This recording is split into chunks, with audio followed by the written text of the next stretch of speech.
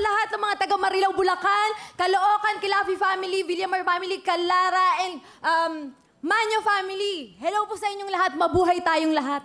Tiga Marilao, Bulacan ka. Yes, Kuya Will. Ilan taon ka na? 27 po. Ilan ang iyong baby? Isa pong 5 years old, then isa pong 4 months. Kanganganak lang. Panganak mo lang. Opo. Okay. Awa ng Diyos. Ayan, okay. Opo. So, ikaw ay nagtatrabaho, nag-aaral? Ngayon po nasa direct selling po ako. Tinutulungan ko po yung mama ko.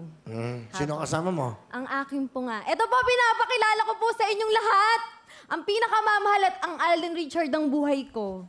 Si Rowie Calara. Maganda. Alright. O, kita mo? Alden. Swerte to. May natagpuan. Diba? Ilan ang baby nyo? Dalawa po, Kuya Will. Nagtatrabaho ka ba? Sa ngayon po, nagtatrabaho po ako sa aming barangay. Isa po akong barangay official po. Alright. Sige. Ano gusto mo sabihin sa asawa mo?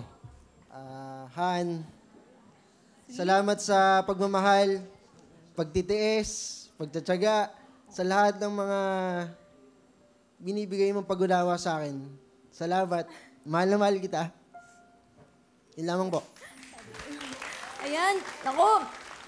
Alam mo, honey ko, sa buhay siyempre ng mag-asawa, hindi maiiwasan yung... Siyempre may mga pagkakataon.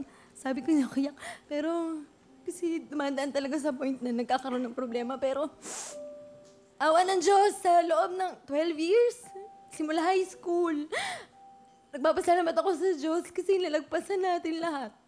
Nagpapasalamat ako, alam mo, ngayon, sa buong mundo, sasabihin ko, hindi lang sa Facebook, hindi lang sa ano na, masaya ako kasi ikaw naging asawa ko. Kung ako iniintindi kita, mas alam kong ikaw, malaki yung pag-uunawa mo sa akin na binigay mo na sa akin sa loob ng halos ilang taon na pagsasama natin. On and off, on and off.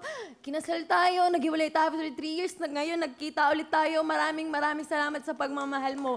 Walang imposible sa Diyos. Alam natin yan. Walang imposible sa Diyos. Yun po, Kuya Will. Maraming salamat. Naghiwalay na kayo dati. Opo, Kuya Will. Bakit kayo naghiwalay? Mabait yan, Kuya Will. Okay. Kausapin ko siya, ha? Ramdam na ramdam ko yung hinanakit mo, okay? Bakit kayo naghiwalay? Kuya Will, syempre, lalaki tayo. Pagalitan mo, Kuya Will. Pagalitan mo yan. Pagsabihan mo, Kuya Will, kasi alam ko ikaw lang yung magiging the best na taga-payo niya, di ba? Lalaki din ako, eh. Ngayon, ano nangyari sa buhay mo? Ano lang, medyo napabargada, Naks. Tapos? bisyo, babae. Inaamin ko na babae ako dati, pero ngayon, Kuya Will, mula nung nagkabalikan kami, tinigil ko na lahat ng bisyo ko, alak, lahat, tinigil ko na para sa maayos na pamilya po. Oh.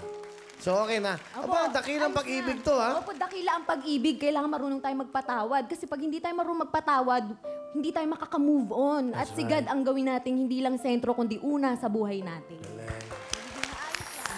Galing, ha? So, hindi ka na magluloko. Hindi na po, Kuya Will. Talagang yung pagmamahal ko sa kanya na lang.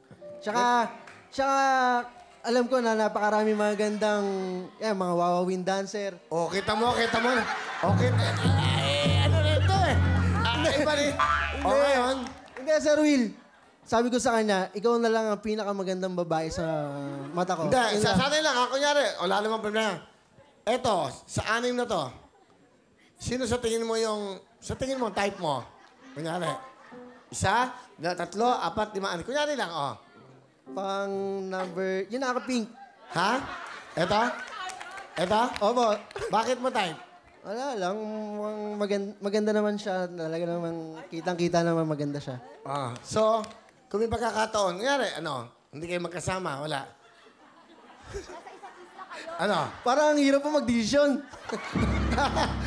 Mahirapan ka mag-desisyon. Ano ka mo? May tatanong to siya sa'yo. Okay, yan. Ikaw ba aayos o ano? Ano bang...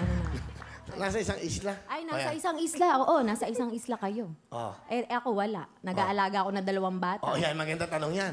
Nalulunod. Nalulunod. Nakatupis. Nakatupis. Ano gagawin mo? Anong gagawin mo Parang ngayon? napakahirap ang sagutin eh. Bakit mahirap? Hindi. Seryoso, siya yung pinakasalan ko. Siya siya yung mahal ko. Kaya siya yung sasagupin ko Naks. kung sakaling malunod man. Eh, napansin mo nga yung wawawing ladies eh. Na hindi ko napansin mo kagad eh. Ano?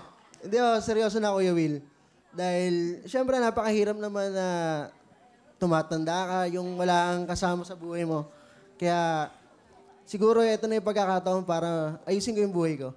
Ay, palakpakan nyo yung mag-asawa, ha? Mga inspirasyon. Of course, thank you so much, sir. Good luck, ha? Binibiro lang kita. Talent ni Sheila? Kakanta, Kuya Will. Ito po, Miss Sheila. Ang dakilang nagmahal. God bless po sa ating lahat. Talaga, yan ang rock and roll girl, okay? 10,000, Sheila.